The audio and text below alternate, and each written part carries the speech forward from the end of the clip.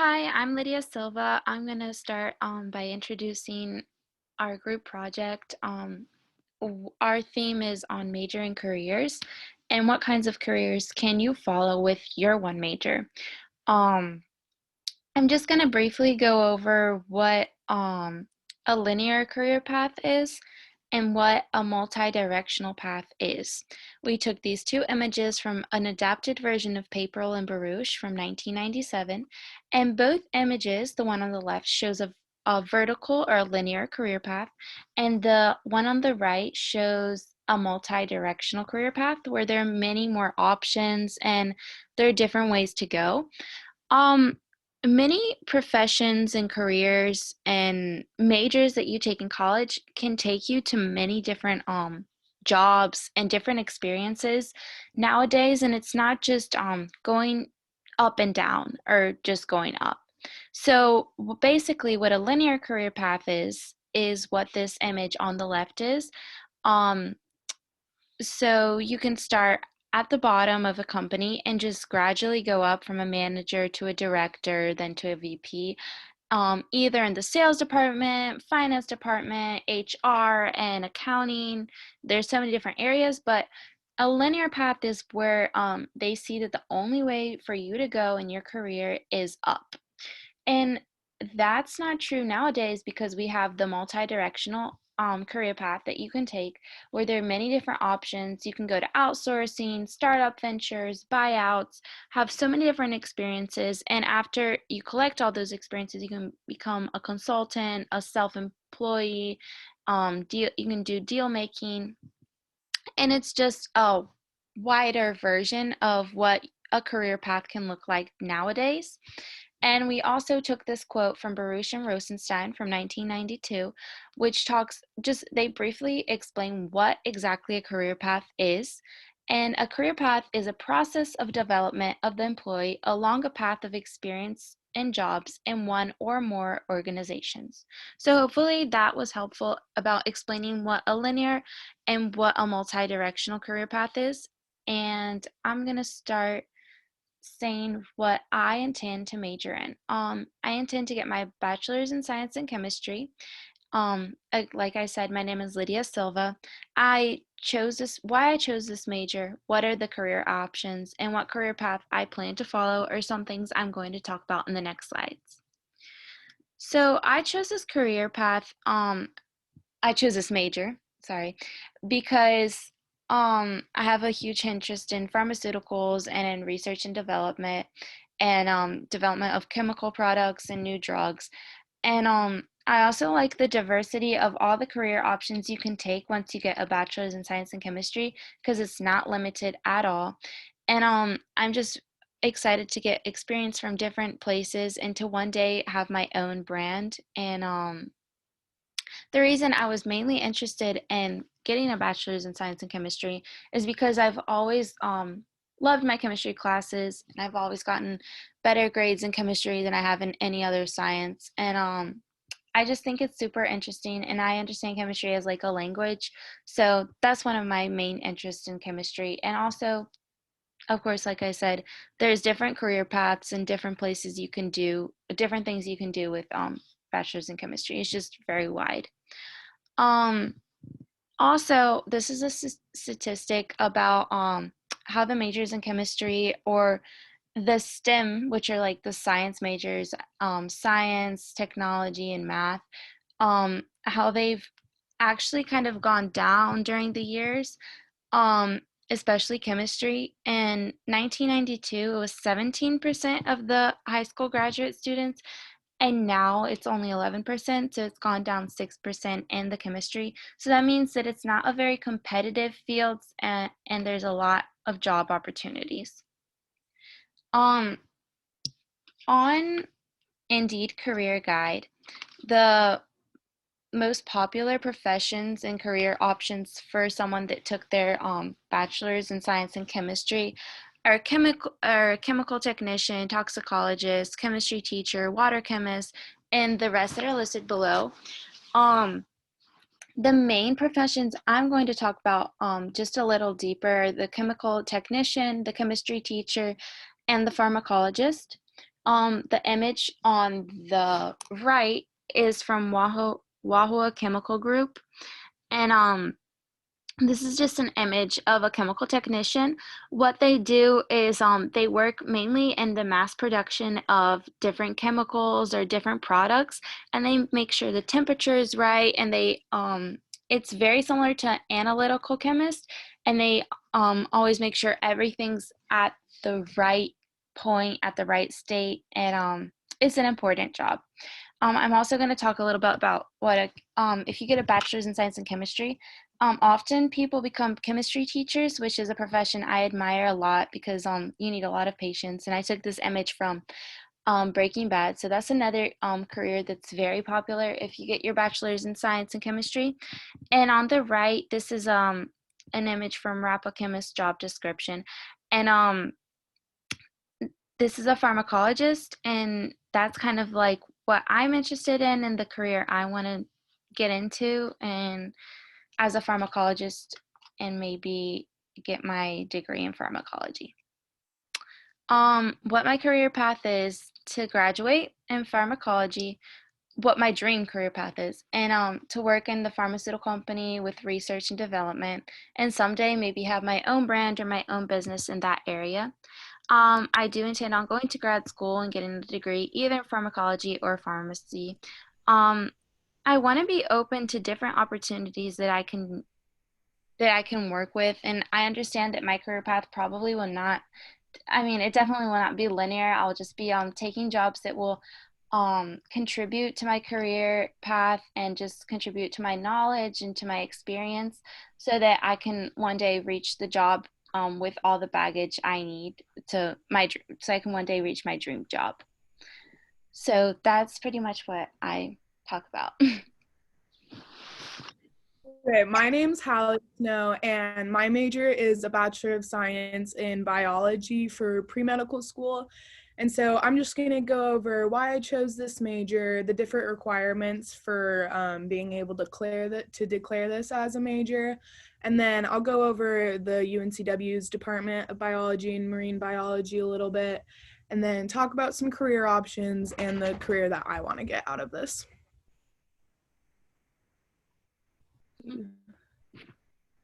So I chose to major in biology for a few different reasons. Biology has always been my favorite subject, and it's always been where I excel the most, and just like in science classes in general, it's always been the most interesting to me, and I've had a big passion for it. And I also chose this major because I know it can help me achieve my goal of getting into medical school. And although it's not the only major that'll help you get into that path or just onto the path for medical school, it is one that would help and one that would suit me best. And then from there, I hope to be able to pursue a career as a trauma surgeon in the emergency room. And by majoring in biology, it'll kind of help me open that door. But I know it'll also open a lot of other doors as well. So not sure if that's where I'll end up, but we will see.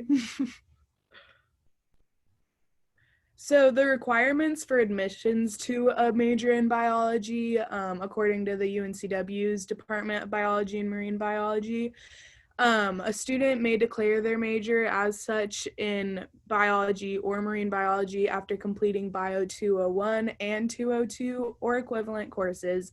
And then you have to pass with a grade of a C or higher, or a 2.0 GPA or higher in both of the courses. And then you also have to have a minimum of 24 semester hours of credit to be able to declare this as a major. And the image I used here is by Gerd Altman from Pixbay. So the UNCW's Department of Biology and Marine Biology offers about 5 different undergraduate degree programs, and they're all designed to meet different students' needs. And so the one that meets my needs the best is the Bachelor of Science Biology degree / major, and it'll give me the needed background for an education in a graduate or professional school or medical school like I want to go into. And this is a quote from the Department of Biology and Marine Biology, their pamphlet. It says, "This program supports plans for pre-health professionals, pre-veterinary science, conservation biology, and molecular or clinical interests." So kind of opens the door to a lot of different options. Like we were talking about, it's not just a linear path you can take, but yeah, so pre-health would be kind of the path I'm trying to get onto. And then, so the different career options, again, according to the Department of Biology and Marine Biology, there's a few different options that come from this program, and these aren't the only ones. These are just kind of the more popular ones and the more talked about ones. But there's biological sciences, biomedical professions, there's teaching, there's environmental work, there's work with public and private agencies, and then there's also a lot of different research and collaboration projects within this field. Just kind of depends on where you're drawn to and what your preferences are. And then this image is by Mohammed Hassan from Pixbay. And so my desired career is I hope to be able to be a trauma surgeon, and I would really love to be able to work in the emergency room with a trauma team around me. And I became interested in this as a really young girl. I got into a really bad accident with my hand, and it required like a 3-hour surgery, and I didn't want them to put me to sleep. So I made them let me watch the whole thing. And ever since then, I just knew I wanted to go into some sort of surgery, specifically trauma surgery though. So, and then, oh, sorry, this image is by Vector Images from Pixbay. Hi, my name is Clay Margonis, and I will be talking about a Bachelor of Science in Environmental Sciences and why I chose this major, requirements of a environmental science student, and career options as a result of this major. So I chose this major because I've always wanted to maintain a healthy environment ever since I learned about the impacts of man on this planet. I was on a hike when I was around 12 years old, and I remember seeing fires everywhere, burns from fires, and I didn't know quite what it was until I looked into it and found out about what prescription burns were and how they are good for helping the environment. I went from there and researched other ways that people are helping the environment, and I learned about man's impact. And I've realized that we have not done much to help the environment, and instead we've been worsening its condition every day by dumping plastics and toxic into ecosystems around the planet. I hope to one day help undo the trauma inflicted upon the environment and prevent others from making the same mistakes that we have made in the past.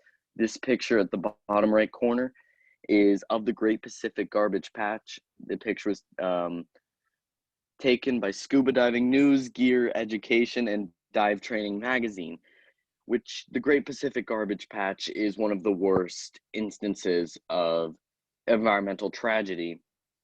It is about 2 times the size of France and is composed of trash and plastics and discarded waste that was just dumped into the Pacific Ocean, and it has formed an island. Now, requirements of a environmental science student are listed below. Some of the classes include Math 161, Chemistry 211, and Environmental Sciences with a lab 195 to the 400 levels. And careers for environmental science students include, but are not limited to, environmental lawyers, ecologists, and meteorologists.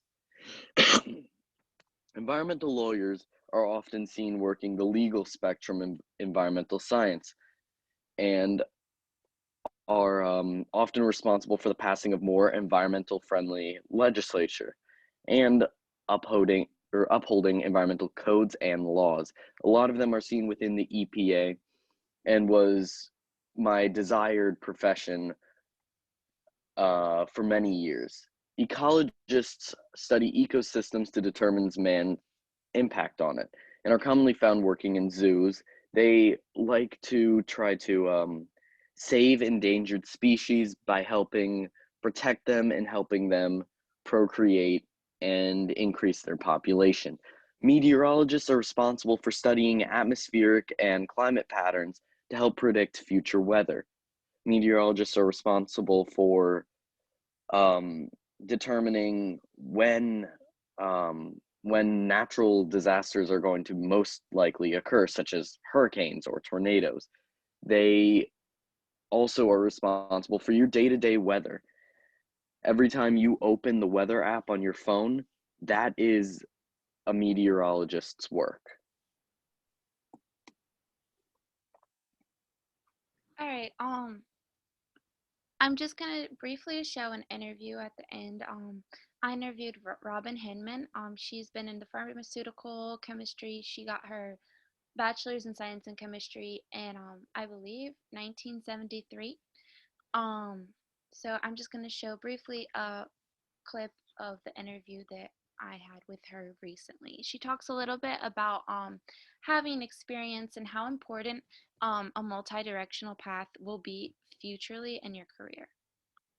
Part, I've always wanted to feel like I could contribute to wherever I was working and better myself as well as better the company by my work.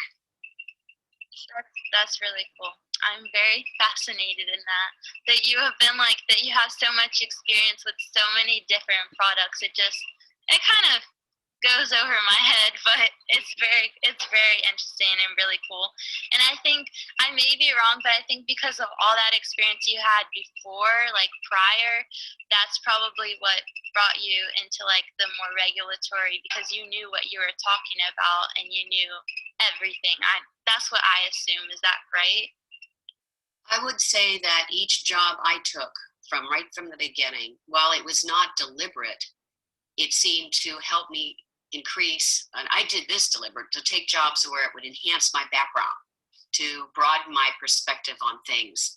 When I was working at FMC, I was a bench chemist, but I also had worked very closely with the chemical engineers. So then I was in manufacturing. So I actually understood what it took to scale things from, if you can kind of equate it, when you're doing a cake in the kitchen, to making lots of big batches, of batter to make multiple cakes rather than one, and seeing how that all worked. And it was an interesting translation from the lab into the plant, and that's what you always had to think about. Well, what kind of equipment were you using? And that actually, each job really helped me increase my background as well as my knowledge in different fields, but all of those were transferable into my latter part of my career. And when my final job was a director of global applications for GlaxoSmithKline, and with them, I had led a group of 7 working on writing the regulatory submissions globally. So having a background of manufacturing, synthesis, and the chemistry, understanding supply and demand, that really became crucial because it all plays into understanding what's important to the quality of any kind of drug that you're making that goes into the industry, whether it's OTC, which is over the counter, or biologics, or pharmaceuticals.